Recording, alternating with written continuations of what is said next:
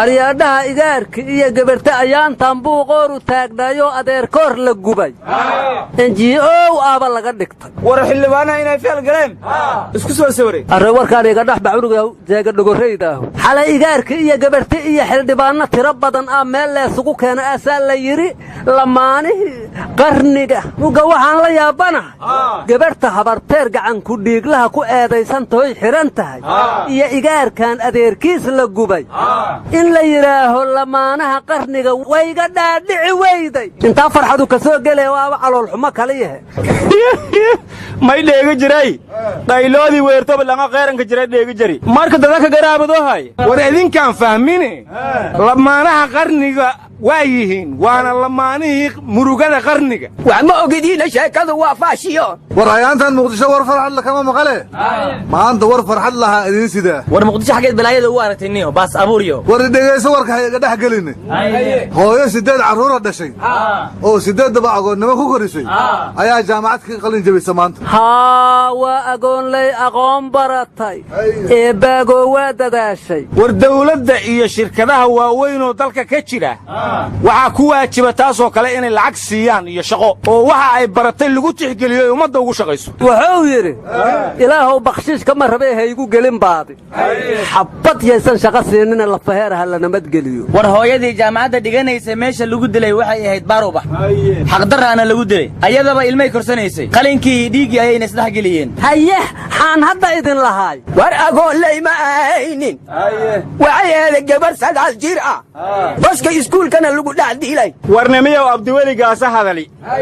may aray hadalkii maalin dhawayti ana ka hadali ororka wafir galbeed dibsideen raali gelin ka biye wari muga raali gelinti ma ka qaadateen he may ka qaadada waayaan hadalkii u saari niman bay dhawaha ka baxeen buurha ka baxeen diin soorha ka baxeen da asweelan man hukumayaan intii u saari ya hadana may ilaa hadalka sida loo qaatay saas ma ahayn marka inoo marna inkira inoo marna hadalka saas ma hayna ara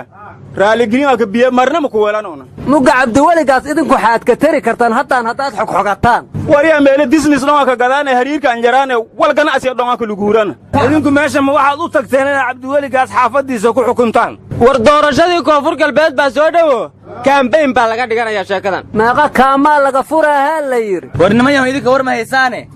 maalintii labaad ayuu muqdisho ka socdaa shirka dib u heshiisiinta dadka degan gobolka banaadir waxaana furay wasiirka arrimaha gudaha qarafaan waxa uu yiraahday si magaaladu nabad u hesho gacanta waa in la isgeliyaa war dib u heshiisiin sideedaba haddaad maqashaan waa mashruuc lagu shaqaysto warniyo Soomaali laba ma ka dhamaatay dib u heshiisiin cusub dastuurka qabiya labadaas laga muuy dib u heshiisiin haddaad maqashaan siyaasi dan le iyo oday duub weyn awad wata war baadiyow may baaray wala dadka iska darawba siyaasiyiintu war dib u heshiisiinta dadka isku dirayso war shir dib u heshiisiin haddaad aragtid boor hay'ad leedahay baa gadaalka ka dhagan warnimayo war ma haysaane gudoomiyihii hore ee maamulka gobolka banaadir Sheekh Yuusuf Xuseen Jimcaale Madaale wuxuu yiri muqdisho beelo ku dagaalsana ma jiraan ayaan lagu marmarsoon dib u heshiisiin dadka hala maamulo maqaamkeedina hala soo celiyo ammaankeedana hala sugo war anu Madaale waa la qabaa waa yeelkii dhalay ubadku waa warasadiisii wadnaha walaayada u sida waaxyahoo idin muqdishoona wadankood dhan bay waalidkiista una reer koonfur galbeed hobuna warkaas qaadani yaa Hirshabeelle maad awal wax ku darsata adigu wargal mudug muqdisho lagu heshiisiinaya la dhahay ma la keenay war shirkii New York la roray war shirka New York waxa ka qayb gashay gabadha ra'iisul wasaaraha ka ah New Zealand mar dhaway umul kala soo baxdo ayadoo canugii xambaarsan bay tagtaa leed kuweena hadday shaqo yar helaan oo maalma ilmahooda waa ergaan ama waa tuuraan ariya ma hadaraad keentay ra'iisul wasaaraha umula hayu umuli waysa iyadoo cunugeera xambaarsanay ka qudbaysa qaraamada madoobay war islaantu iyadoo umul haday meeshii timiday birti madoobeed gacanta ma ku wadatay cunuga yarne malmal gacanta ma ugu xirnaay war islaantu canuga ay wadatay gabar u ahaa waxaana loo aqoonsaday qofkii ugu daada yaray ee ka qayb galay shirka golaha guud ee qaramada midoobay war gabadha iyo wiilku waa iscaashaqeen war ma haysaane dulmiyaan adeerkood loo dilo loo gubay war magaaladan muqdisho dadka degan waa heshiis bilaash baa dib u heshiisiin mashruuc looga dhiganaya war haddii ay heshiis yihiin maalin kasta ma ay fiirsan lahaayeen qof dhexdoor ah oo lagu dilaayo war nimanta heshiisa laakiin saaqaas ay gelinin iyo gordaayan war dadka cabsiya dul saaran oo waabsan yihiin cabsida laga dulqaado ayaga waxay ka cabsanayaan baan la kala aqoon sidee looga dulqaadaa war dadka damiirka ka dhintay dameeraha ka dhinta naga tag dameeraha naga laynina war muqdisho maxaa ka rabtaan guddoomiye hore balad weynaa yiri lacaga iga maqan xil la dhiibi maaye maxaad muqdisho ku soo celcelisaan maanta dhan waraa dulmi iyo nacnacad meesha isugu keentiin dadka duruufa haysan nololeed war unini daruf bahay beero ma faladaanamay war dadka dilka halaga tahay ka beeraha falanaya war horaa loo yiri nin wax dilay haddii aan la dilin oo la dili waayo wuxuu doono waa inuu dilaasaa la dili waayo war dadkuba waa qof la dilay oo dhintay iyo qofkii wax dilay ayaa la dilayaa maanaad dili kartaa mugga maxaa dili waa dadka ma ka wanaagsan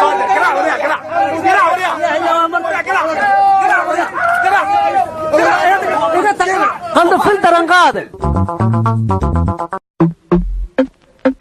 koonkan aadmiga jooga qof kastaa kurbadiisiyo kaskiisuu hadlayaaho dadku waa kalamaan haddii aad kululaato halla boodin ka shee kaalintaada ka qaado dadku waa kalamaane wixii kula wanaagsan qaar baa kohanayee ha kasoomin dhegayste dadku waa kalamaane intaasi waa kaftan waanee markanna ku soo dhowaada xubintii kalamaan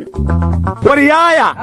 dawladda Soomaaliya la shaqeeya sida ay rabto inaad ula shaqaysaanna ku riyooda idiin sheegi maysee maba hurudnaa xaan riyoonnaa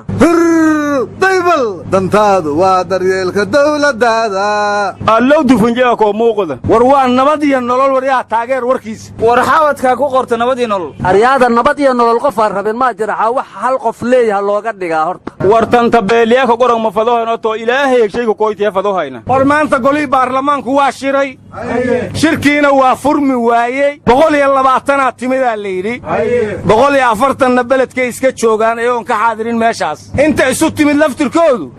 koox kale maanahay ahaayeenoo adinkoo kalaa mid wuxuu yidhi ra'iisul wasaaruhu xubnaha uu wasiirada ka dhigto xildhibaanada ha ka qaado xilalka wasiirnimada mid kalena wuxuu yidhi maxkamad gaara oo xildhibaanada lagu dacweeyo waa in la sameeyaa guddoomiyihii baarlamaanka oo aad ogtihiin sida loogu kalsoonaana wuxuu yidhi xildhibaanada shacabkii soo doortay aan ku dacweynayna waryaatan oo kala arkay ma dad lagu dacweeyaa soo doortay aa jira dadka lacagaa dooratay war waxaan maqli jiray allahayow nin soo dhoofay oo lacag u soo dhoofay waxba yousan lacag dhoofine